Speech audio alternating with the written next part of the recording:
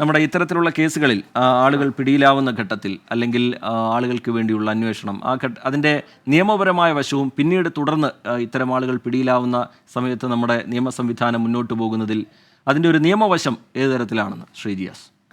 ഇപ്പം ഞാൻ ആദ്യം സംസാരിച്ച് തുടങ്ങിയപ്പോൾ തന്നെ പറഞ്ഞിരുന്നു, ഇതിൻ്റെ ലോ എൻഫോഴ്സ്മെൻറ്റ് ഏജൻസീസും നമ്മളുടെ ജുഡീഷ്യൽ സിസ്റ്റവും നമ്മൾ ഫേസ് ചെയ്യുന്ന ചലഞ്ചസ്.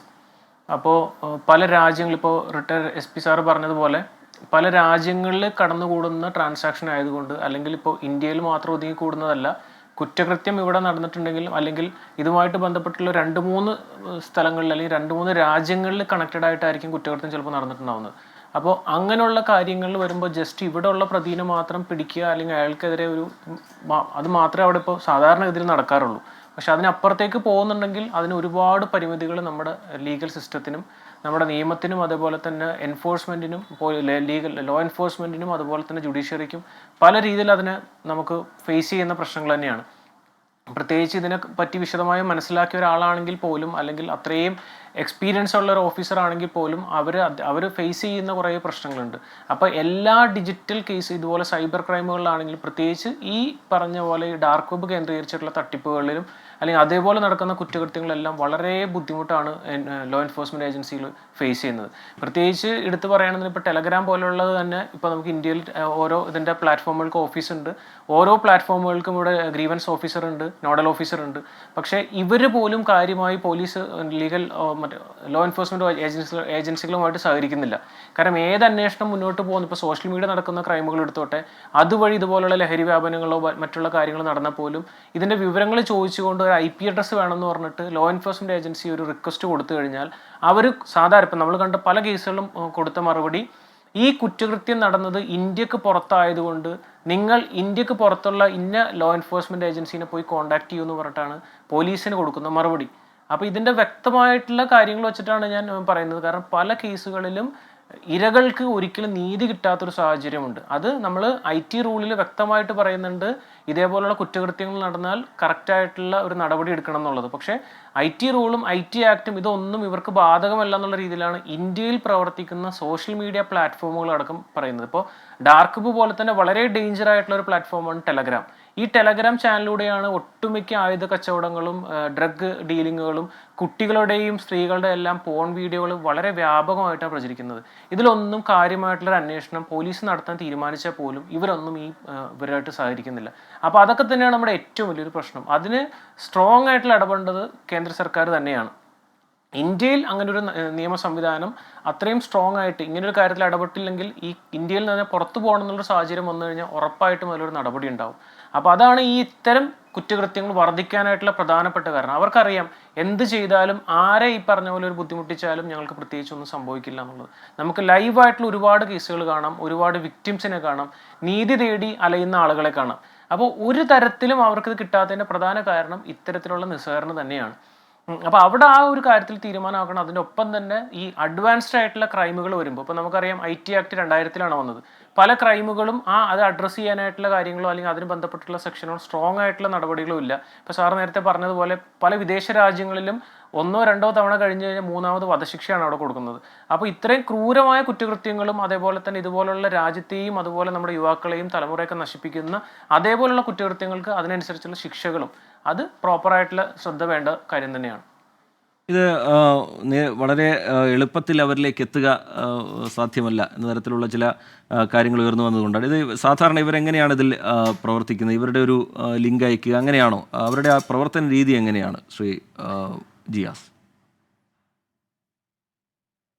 ഇപ്പോൾ നമുക്കറിയാം, ഡാർക്ക് വെബിലേക്ക് തന്നെ പോകണ്ട, ഇൻസ്റ്റാഗ്രാമിൽ പോലും ഓരോ റീൽസ് പോസ്റ്റ് ചെയ്യുമ്പോൾ അതിൻ്റെ താഴെ, അതായത് ഈ പറഞ്ഞ ഡ്രഗ് യൂസ് ചെയ്ത് കഴിഞ്ഞാൽ അങ്ങനെ അനുഭവമുള്ള ഫ്രണ്ടിനെ മെൻഷൻ ചെയ്യുമെന്ന് പറഞ്ഞു കഴിഞ്ഞാൽ കാണുന്ന കമൻറ്റുകൾ ഒരുപാട് ആളുകളെ അവരുടെ ഫ്രണ്ട്സിനെ നിങ്ങളുടെ അനുഭവം പറയൂന്ന് പറഞ്ഞിട്ട് മെൻഷൻ ചെയ്യുന്ന ആളുകളെയാണ് ഇന്ന് നമുക്ക് കാണുന്നത്. അപ്പോൾ ആ ഒരു ലിസ്റ്റ് എടുത്താൽ തന്നെ അറിയാൻ പറ്റും എത്രത്തോളം ആളുകൾ ഈ ഒരു സംഭവത്തിൽ ഉപയോഗിക്കുന്നുണ്ട്. ചിലപ്പോൾ തമാശക്ക് മെൻഷൻ ചെയ്യുന്നതായിരിക്കും, അല്ലെങ്കിൽ യൂസ് ചെയ്തവർ തന്നെ ആയിരിക്കാം. അപ്പോൾ ഇത്തരം കാര്യങ്ങളിൽ സോഷ്യൽ മീഡിയ പ്ലാറ്റ്ഫോമുകൾ തന്നെ നിരീക്ഷിച്ചാൽ ഏകദേശം ഇതിനോട് കണക്ട് ചെയ്തിരിക്കുന്ന കുറച്ച് പേരെങ്കിലും നമുക്ക് അവിടെ നിന്ന് കിട്ടും. കംപ്ലീറ്റ് ഈ പറഞ്ഞ പോലെ കമൻറ്റ് ചെയ്യുന്നവരെ മൊത്തം പിടിക്കാനല്ല, പക്ഷേ ആ ഒരു സ്ട്രോങ് നിരീക്ഷണവും അവരുടെ പുറകിൽ പോയി കഴിഞ്ഞാൽ എന്തെങ്കിലും അവിടെ നടക്കും. പക്ഷെ അതിന് സഹകരിക്കേണ്ടത് ഈ പ്ലാറ്റ്ഫോമാണ്. ആ പ്ലാറ്റ്ഫോം ബന്ധപ്പെട്ട ആളുകൾക്ക് പോലീസിന് വിവരങ്ങൾ ചോദിച്ചു കഴിഞ്ഞാൽ പോലും ലീഗൽ എൻഫോഴ്സ്മെൻറ്റ് റിക്വസ്റ്റ് കൊടുത്താൽ പോലും കൊടുക്കുന്നില്ല എന്നുള്ളതാണ് ഒരു പ്രശ്നം. രണ്ടാമത്, ഇതേപോലത്തുള്ള കാര്യങ്ങൾ ഇവർ പ്രചരിപ്പിക്കുന്നതെന്ന് പറഞ്ഞു കഴിഞ്ഞാൽ കുട്ടികളെയും അതുപോലെ തന്നെ മുതിർന്ന ആളുകളെയും യുവാക്കളെയും എല്ലാ വിഭാഗം ആളുകളെ ടാർഗറ്റ് ചെയ്തുകൊണ്ട് ഇതേപോലുള്ള പല ഓഫറുകൾ കൊടുക്കാറുണ്ട്. അവർ നമ്മൾക്ക് പല രീതിയിലുള്ള കാര്യങ്ങൾ ഓഫറുകൾ കൊടുക്കും.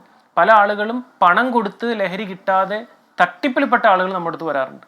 അതേപോലെ പോൺ വീഡിയോ ആവശ്യപ്പെട്ടുകൊണ്ട് അവർക്ക് പണം അടയ്ക്കും, ഓൺലൈൻ വഴി പണം അടക്കും. എന്നിട്ട് പോൺ വീഡിയോ കിട്ടാത്തവരുണ്ട്. അപ്പോൾ അവർ വിളിക്കുന്നത് ഇതെങ്ങനെയാണ് നിയമ നടപടി സ്വീകരിക്കുക എന്നുള്ളത് ചോദിച്ചിട്ടാണ്. അപ്പോൾ ഒരു ഇല്ലീഗൽ പ്രവൃത്തി അല്ലെങ്കിൽ ഒരു നിയമവിരുദ്ധ പ്രവൃത്തി ചെയ്യാൻ വേണ്ടിയിട്ട് പണം അയച്ചു കൊടുത്താൽ നിയമ നടപടി സ്വീകാര്യമാണോ അല്ലെങ്കിൽ ചെയ്യാൻ പറ്റുമോ എന്ന് ചോദിച്ചുകൊണ്ട് വരുന്ന ആളുകളും ഇവിടെ ഉണ്ട്. ശ്രീ റിയാസ്, നമ്മൾ ഇത്തരത്തിലുള്ള തട്ടിപ്പുകളിൽ നേരത്തെ നമ്മൾ ചൂണ്ടിക്കാട്ടിയ ഈ പലതരത്തിലുള്ള സൈബർ തട്ടിപ്പുകളിലൊക്കെ പിന്നീട് ഒരു ഘട്ടം കഴിയുന്ന ഘട്ടത്തിൽ ഒരുപക്ഷെ നമുക്കിതൊരു തട്ടിപ്പാണ് എന്ന് ബോധ്യപ്പെട്ടാൽ തന്നെ അതിൽ നിന്ന് കരകയറാൻ കഴിയാതെ പോകുന്ന ചില സ്വഭാവത്തിലുള്ള തട്ടിപ്പുകളുണ്ട്. അത് പിന്നീട് ഇവർ മറഞ്ഞിരുന്ന് തന്നെ ഭീഷണിയായി നമുക്ക് മുമ്പിലേക്ക് ഭീഷണി മുഴക്കുന്ന സാഹചര്യം, ബന്ധുക്കളെ വിളിച്ച് അതുപോലെ വീട്ടിലുള്ളവരെയൊക്കെ വിളിച്ച് കൂട്ടുകാരെയൊക്കെ വിളിച്ച് ഭീഷണിപ്പെടുത്തുന്ന നില, ഇതിൻ്റെ ഈ കൈമാറ്റത്തിലും ഈ വിപണനത്തിലുമൊക്കെ ഇതിന് അന്താരാഷ്ട്ര തലത്തിലൊക്കെ ഇങ്ങനെ ഒരു സ്വഭാവമുണ്ടോ ശ്രീ റിയാസ്? തീർച്ചയായിട്ടും അതുണ്ടെന്ന് തന്നെ പറയേണ്ടി വരും. കാരണം നമുക്കറിയാം, ഇപ്പം ഇന്നിവിടെ പ്രചരിക്കുന്ന പോൺ വീഡിയോകൾ, ഇത്തരം അശ്ലീല വീഡിയോകളും ചിത്രങ്ങളും ഒട്ടുമിക്കതും തന്നെ സ്വന്തം താല്പര്യം അല്ലെങ്കിൽ നമ്മളൊരു ഇഷ്ടമില്ലാതെ നമ്മളറിയാതെ നമ്മുടെ മൊബൈൽ ഫോണിൽ നിന്ന് പകർത്തിയെടുക്കുന്നതാണ്. അപ്പോൾ ഒരുപാട് സ്പൈ ആപ്ലിക്കേഷൻസും നമുക്ക് പ്ലേ സ്റ്റോറിൽ നിന്നും iOS നിന്ന് ഡൗൺലോഡ് ചെയ്യുന്ന ആപ്ലിക്കേഷൻ വരെയും റിസ്ക്കുള്ള ആപ്ലിക്കേഷൻസ് ഉണ്ട്. ഇതൊന്നും തിരിച്ചറിയാതെ കുട്ടികൾ, മുതിർന്ന ആളുകൾ, യുവാക്കളും യുവതികളൊക്കെ എല്ലാം ഇത്തരം ആപ്ലിക്കേഷൻ ഡൗൺലോഡ് ചെയ്ത് വെക്കുമ്പോൾ നമ്മൾ വളരെ സ്വകാര്യമായി മറ്റൊരാളും കാണരുതെന്ന് വിചാരിച്ചുകൊണ്ട് നമ്മൾ ചെയ്യുന്ന വീഡിയോ കോളും നമ്മളുടെ ചാറ്റും നമ്മൾ സേവ് ചെയ്ത് വെക്കുന്ന പ്രൈവറ്റ് ഇമേജുകളും അടക്കം ഇത്തരം ഡാർക്ക് വെബിലേക്കും ഈ ഓൺലൈൻ പ്ലാറ്റ്ഫോമുകൾക്കും പോകുന്നത് എങ്ങനെയാണെന്ന് ഒരാൾ പോലും യഥാർത്ഥത്തിൽ ചിന്തിക്കണില്ല. ഈ വിക്ടിംസ് വരുമ്പോൾ അവർ പറയണതാണ്, ഒരിക്കലും ഞാൻ ഈ ഇമേജ് ആർക്കും ഷെയർ ചെയ്ത് കൊടുത്തിട്ടില്ല, ആർക്കും ഞാൻ ഇത് സെൻഡ് ചെയ്ത് കൊടുത്തിട്ടില്ല, എൻ്റെ വീഡിയോ കോൾ ചെയ്യുന്നത് ഞാൻ വേറെ ആരും കാണിച്ചു കൊടുത്തിട്ടില്ല. പക്ഷേ ഇതെങ്ങനെയാണ് ഇവരിലേക്ക് എത്തുന്നത്? അപ്പോൾ ഇതേപോലുള്ള ഒരു വലിയൊരു മാഫിയ പ്രത്യേകിച്ച് സ്ത്രീകളുടെയും കുട്ടികളുടെയും വളരെ വ്യാപകമായിട്ട് പ്രചരിക്കുന്നുണ്ട്. അപ്പോൾ വൺസ് ഇവരുടെ കയ്യിലേക്ക് എത്തിപ്പെട്ട് കഴിഞ്ഞാൽ ഇവർ പറയുന്നത് പോലെ വീണ്ടും വീഡിയോ റെക്കോർഡ് ചെയ്ത് അയച്ചു കൊടുക്കണം. അപ്പോൾ അങ്ങനെ ഒരുപാട് കാര്യങ്ങൾ ഇപ്പോൾ കണ്ടിന്യൂസ് ആയിട്ട് നടന്നുകൊണ്ടിരിക്കുന്നുണ്ട്.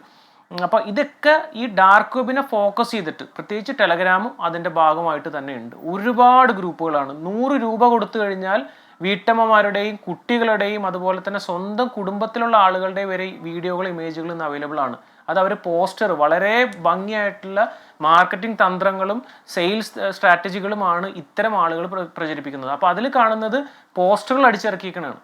അതായത് കോളേജ് ഗേൾസിൻ്റെ 50 ഫോട്ടോ, വീട്ടമ്മമാരുടെ 20 ഫോട്ടോ, അതേപോലെ തന്നെ വർക്കിംഗ് ആയിട്ടുള്ള ആളുകളുടെയും പ്രായമായിട്ടുള്ള ആളുകളുടെയും കുട്ടികളുടെയും അടക്കം ഇത്ര ഫോട്ടോസിൻ്റെ ഒരു ഗ്രൂപ്പ് ഇത് നിങ്ങൾക്ക് അയച്ചു തരും ടെലഗ്രാമിലേക്ക്. അത് വെറുതെ പറയണല്ല, അവർ ക്യാഷ് മേടിച്ചിട്ടുണ്ടെങ്കിൽ അവർ അയച്ചു കൊടുക്കാറുണ്ട്. അപ്പോൾ ഇത്രത്തോളം ഇമേജുകളും വീഡിയോകളും ഇവരുടെ കൈവശം വരുന്നുണ്ടെങ്കിൽ അപ്പോൾ നമ്മൾ ചുറ്റുമുള്ള ഒരാളും സേഫ് അല്ല. അപ്പോൾ അതിന് ഏറ്റവും പ്രധാനപ്പെട്ട ഇതിനെല്ലാം തടയിടാൻ വേണ്ടിയിട്ട് ഈ പറഞ്ഞ നടക്കുന്ന കുറ്റകൃത്യങ്ങളെ പറ്റി വ്യക്തമായ ധാരണ ഓരോരുത്തർക്കും ഉണ്ടാവണം. രണ്ടാമത്, നമ്മൾക്ക് അറിയുന്ന ഒരു കാര്യം നമ്മൾ മറ്റൊരാൾക്ക് പറഞ്ഞു കൊടുത്താൽ മാത്രമേ നാളെ ഇത്തരം ഒരു കാര്യത്തിലൊരു വിക്ടിം നമ്മളുടെ കൂട്ടത്തിൽ നിന്നോ കുടുംബത്തിൽ നിന്നോ വരാതിരിക്കുള്ളൂ.